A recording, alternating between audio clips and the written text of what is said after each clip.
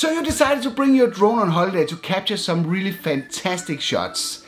I highly encourage you to do so because you will often get a chance to film in environments that you don't normally fly. And if you get some great footage, then make sure to share them in the Tech Drone Media Facebook group for everyone to enjoy. Link for the group is in the description below. The first thing that you need to do before you even start considering bringing the drone along on your holiday is to check the country of destination, what the local laws and rules are there. Are you even allowed to bring a drone? There are some really horrible stories on the internet about people getting their drones seized in the airport and having all sorts of problems getting it back. If I fly domestically in the US, I wouldn't worry that much. But this might help you prevent some really unpleasant surprises when you arrive in your country of destination. The rest of this video wouldn't make much sense if you're not allowed to bring the drone. That's really important. Bringing a drone on a plane, you need to understand this is all about risk, what can go wrong and jeopardize the safety of the flight. It's not like the airline has anything against drones, they just watch your back and make sure it's safe flying. You need to check the official guideline for FAA or from similar authorities for dangerous goods that are not allowed on the plane. This list is a pretty good guideline for what the security in the airport will use. I will recommend that you print out this list in case of any discussion.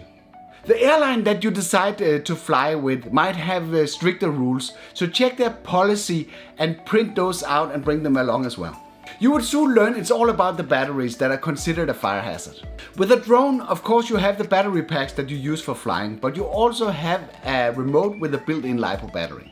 Because the remote has a built-in battery, you don't really need to worry about that. You're free to choose if you want to check it in your luggage or you want to carry it on the plane. It's the same for the drone, including all the accessories. I just had my Mavic Air with me on a trip to Spain where it was stored in the checked-in luggage without any problems. If you decide to bring your drone as carry-on, then leave it in the box or in the bag for less attention. Not that you're doing anything illegal, but you know what they say, it's the law that's behind the desk. And this might cost you some valuable time during check-in if you flag around the drone too much. This is basically why I like the drone to be tucked safely away in the checked-in bags.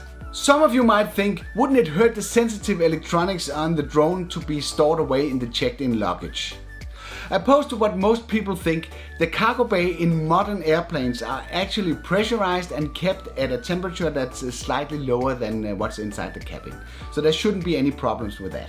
So we are down to the batteries, and this is really important. They should always be in your carry-on luggage, otherwise you could get into really big trouble. Let's take a look at the rules for the amount of batteries and capacities that you're allowed to bring on a plane. Under 100 watt hours, there's no restrictions. Between 100 and 160 watt hours, you're allowed to bring 2 pieces per person. Above 160 watt hours, they are not allowed on the plane. The watt hour value is printed on the side of your DJI battery. If it's not, it can simply be calculated by multiplying the voltage with the amp hours, also stated on the battery. If the amp hours are stated as milliamp hours, you need additionally to divide by 1000. In general, if you are flying the Phantom 4 class or lower, none of these batteries are above 100 watt hours. This means that you can bring unlimited amount of batteries. Unlimited is quite a high number and it should probably be interpreted as within reason. So if you're bringing something like 3 to 6 batteries for your drone, I don't think that would be a problem. If you're multiple people traveling together, you might distribute them among you to keep low key going through security. Even if it's not mandatory, it's very wise to discharge the batteries for 30% or less. You need to store each battery in a separate compartment to prevent short circuiting. I've seen recommendations around the net that you need to pack each battery in bubble wrap, which I think is a bit of a overkill, especially with DJI products where the terminals are not exposed and the chance of short circuiting is non-existing. But what you need to do is to inspect each battery if it has sign of damage or if it's swollen up. If that is the case, you shouldn't bring it on a plane. But to be perfectly honest, this is a non-event flying with your drone. Once you have tried it and you have gone past security, it's business as usual.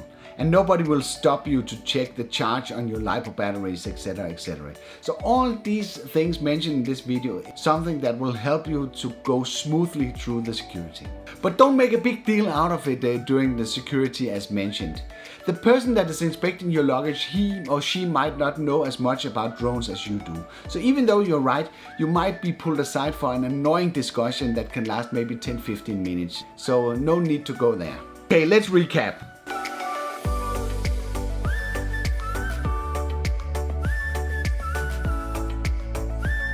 Have you taken your drone on a commercial airline? Comment on the video below or share your experience in the Tech Drone Media Facebook group with some of the other subscribers. Thank you for watching and see you on the next one.